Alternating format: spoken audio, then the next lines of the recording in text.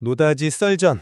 네, 오늘은 국내 대표 화장품 ODM 기업이죠. 그 제조업자 개발 생산 방식 기업 한국콜마에 대해 이야기 나눠보겠습니다. 최근에 보면 굉장히 공격적인 투자를 발표하면서 미래 성장성에 대한 기대감도 큰 반면에 또 우려의 시선도 공존하고 있습니다. 그래서 오늘 핵심 질문은 이거예요. 한국콜마의 이 북미 시장 공략 그리고 색조 화장품 집중 투자가 과연 성공적인 성장 발판이 될 것이냐 아니면 이게 넘어야 할 산이 많은 도전일 것이냐. 저는 한국콜마의 전력적 투자가 미래 성장을 이끌 아주 중요한 기회다 이런 입장에서 먼저 말씀드리겠습니다. 네, 저는 반대로 여러 불확실성이나 위험 요인들이 아직은 좀 많아 보여서요. 조금 더 신중하게 접근해야 한다. 이런 입장입니다. 물론 한국 콜마가 기술력 뛰어난 기업인 건 맞습니다. 맞는데 현재 진행 중인 여러 투자들이 과연 성공할 수 있을까? 이 부분에 대해서는 약간 물음표가 찍히는 지점들이 있다는 거죠. 그럼 먼저 긍정적인 부분부터 좀 짚어볼까요? 한국콜마는 지금 북미 시장하고 또 색조 부문, 이 확실한 두 개의 축을 통해서 새로운 성장 동력을 만들고 있다고 보거든요. 특히 주목할 만한 게 그 글로벌 다국적 기업들, MNC라고 하죠. 이 MNC와의 관계를 강화하고 있다는 점이에요. 최근에 보면 프랑스의 아주 유명한 MNC랑 거래를 확대하면서 이 색조 제품도 대량 생산, 그러니까 볼륨만 딱 확보가 되면 스킨케어 제품만큼의 이익률을 낼 수도 있겠다, 이런 가능성을 좀 보여줬거든요. 그렇기 때문에 이 색조 신공장 증설에 투자하는 것은 뭐랄까 미래를 위한 좀 당연한 수순이다 이렇게 보고요. 또 올해 2025년 7월이죠. 가동 시작한 미국 제2공장. 그리고 또 미국이랑 캐나다 사이의 그 관세 문제 때문에 미국 현지에서 생산하려는 그런 수요가 늘고 있다는 점도 상당히 긍정적입니다.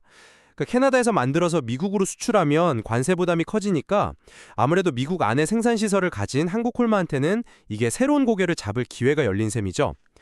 물론 2분기 실적이 잠시 좀 기대에 못 미치긴 했지만 3분기부터는 다시 회복세를 보이면서 성장하고 또 수익성도 개선될 걸로 기대된다는 점도 좋은 신호라고 생각합니다. 네, 말씀하신 부분들 충분히 일리는 있습니다. 하지만 저는 그 우려되는 지점들이 좀 더 커 보이는데요.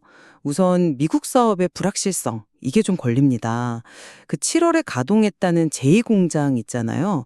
이게 아직 주요 고객에 확정되지 않은 상태에서 건설이 됐고, 보통 신규 고객 확보하고 실제 제품 생산까지 들어가려면 최소 1년, 아니 그 이상 걸리거든요. 그러니까 당장 눈에 보이는 성과를 기대하기는 좀 어렵다는 거죠.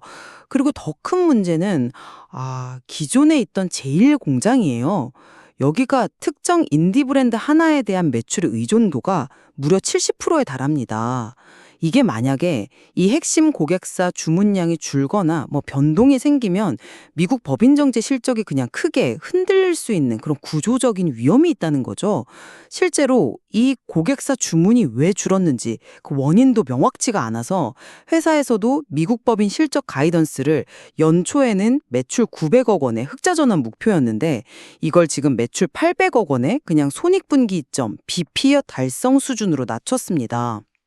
게다가 미국 현지 생산 비용이 비싼 문제도 여전하고요. 그리고 중국 사업은 회사 내부적으로도 사실상 전력적 실수였다. 이렇게 판단하고 있는 것 같고 캐나다 법인도 그 미국 수출 관세 문제 때문에 사업 환경이 굉장히 안 좋습니다. 인수한 연후 실적도 이제 정말 겨우 흑자 전환한 수준이고요. 물론 단기적인 어려움이나 위험 요인이 있다는 점은 저도 알고 있습니다. 하지만 그 미국 시장에서의 관세 이슈하고 또 이 공장 가동은 이걸 좀 길게 보면 분명한 기회 요인이라고 저는 생각해요. 시간이 좀 필요할 뿐이지 방향성 자체는 긍정적이라는 거죠. 그리고 K뷰티의 강점 있잖아요. 제품 개발 속도가 굉장히 빠르다는 거. 한국은 6개월이면 뚝딱 만드는데 미국은 보통 1년 이상 걸리거든요. 이런 속도 경쟁력도 미국 시장에서 분명 유리하게 작용할 수 있습니다. 바로 그 시간이 문제라는 겁니다. 제2공장이 안정화되고 신규 고객 매출이 발생하기까지 분명 시간이 걸릴 텐데 그럼 그 사이에 1공장의 그 핵심 고객 리스크가 현실화될 가능성은 없다고 보시는 건가요? 이게 right now, 그러니까 당장 가시적인 성과를 내기 어렵다는 점이 투자에 큰 부담이라는 거죠.